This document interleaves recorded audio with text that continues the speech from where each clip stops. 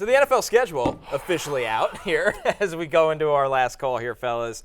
Jay, some early takeaways from the schedule release. Yeah, so my early takeaway, it's going to be tough to get through this segment now with the presence of sound, the straw. too, is just unbelievable.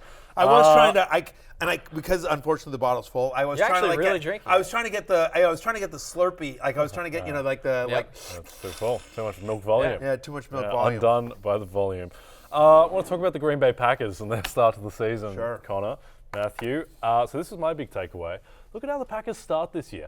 At Bears, at Falcons, home to Saints, home to Lions, at Raiders, bye. At Broncos, home to Vikings, home to Rams, at Steelers. That is a beautiful schedule for the Green Bay Packers and for Jordan Love to get acclimated to his new role in the NFL as a starting quarterback. And so in terms of taking advantage of this, little bet that I like, gentlemen, Matt LaFleur to win Coach of the Year is 20-1 at the moment. I think that Matt LaFleur, he is a guy in this market. You need to look for who's going to get the credit if they outperform expectations. Because if Andy Reid goes 15-2, he's not winning Coach of the Year.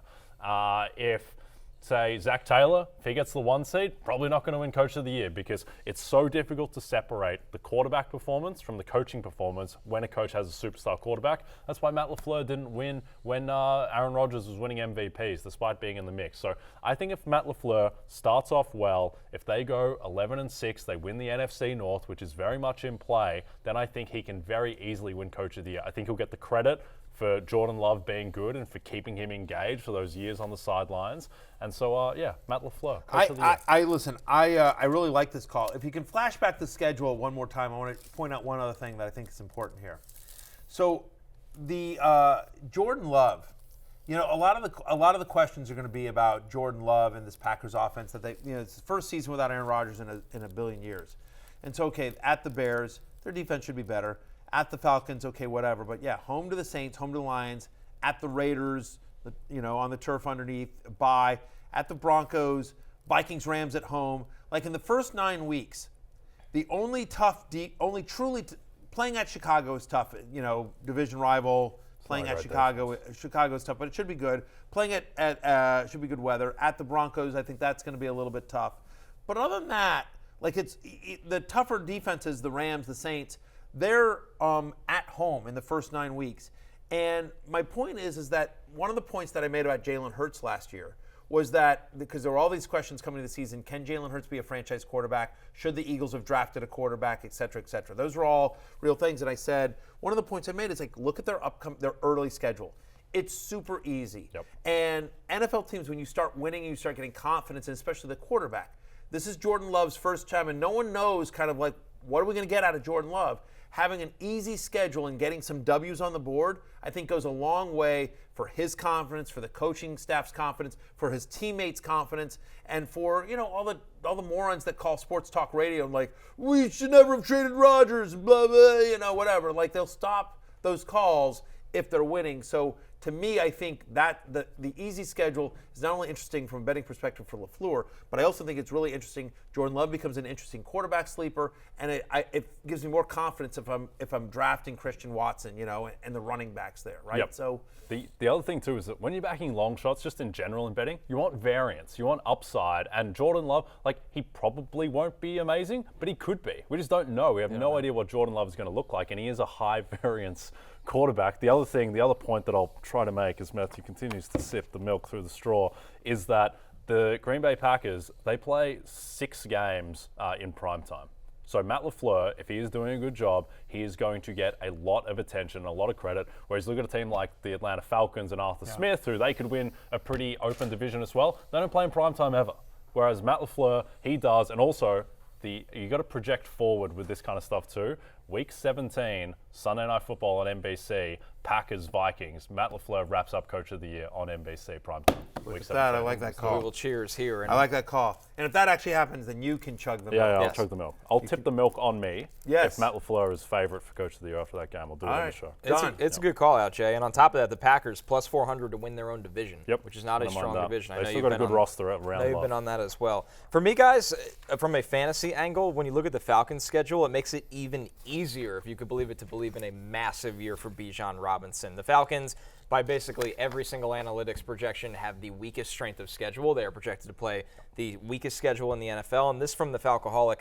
They have no primetime games, so the schedule is very consistent. No Thursday games, no short week with that. There's no Thursday.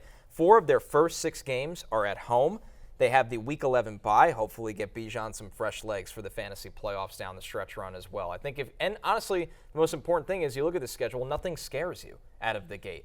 Panthers, Packers, Lions, Jaguars, Texans, Commanders, Bucks.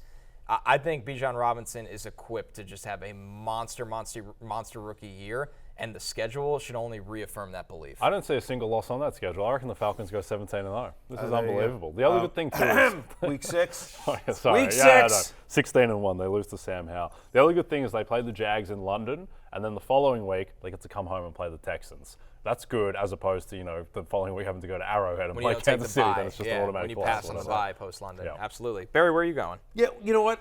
Who's a lot of people talk about, who are the losers of the schedule, who are the winners of the schedule. You know who's one of the winners of the NFL schedule? So Matthew Us! Oh. Us, yes, guys like me, guys like us, fantasy players. Fantasy players. Last year, we looked at the schedule and it came out and we're like, wait, week 14? Bimageddon is week 14? When we're trying to get into the playoffs the week before the playoffs, or in some leagues where the week the playoffs start, all these teams are on a bye. What are you doing? Was there any consideration given to fantasy football when they made the schedule? Clearly not. This year there was. Bimageddon is no longer week 14. It's week 13. Week 14 is Cardinals and Commanders. Barely any fantasy. Who cares about those offenses? Exactly, 1,000%. You're gonna have to There'll bench be some fantasy relevant players on both those teams, obviously. Sam But Howell, week 13 is where you've got Josh Allen, Justin Fields, Daniel Jones, Lamar Jackson. So that's going to be a tough quarterback week. Bimageddon will be week 13. No Justin Jefferson, no Devontae Adams, no Stephon Diggs, right? As you just sort of look there and glance, no Saquon, potentially no Dalvin Cook or Alexander Madison, right? No Josh Jacobs. Mark Andrews. Bimageddon is week 13, but we can navigate that because a lot of fantasy leagues start their playoffs in week 15, or even if it's 14, you can deal with that. So, yes, we are winners. America wins. America wins. Planet Earth wins. Yes. Fantasy's global. Hey, it's Matthew Berry from NBC Sports and RotoWorld.com. Just want to thank you so much for watching what you just watched, or at least being too lazy to click out of it after the autoplay just kept it going. So either way, thank you so much for just letting it scroll by your screen. And now I'd like to ask you respectfully, please subscribe to the NFL on NBC YouTube channel for the latest NFL news, fantasy headlines from RotoWorld, and betting analysis from NBC Sports Edge.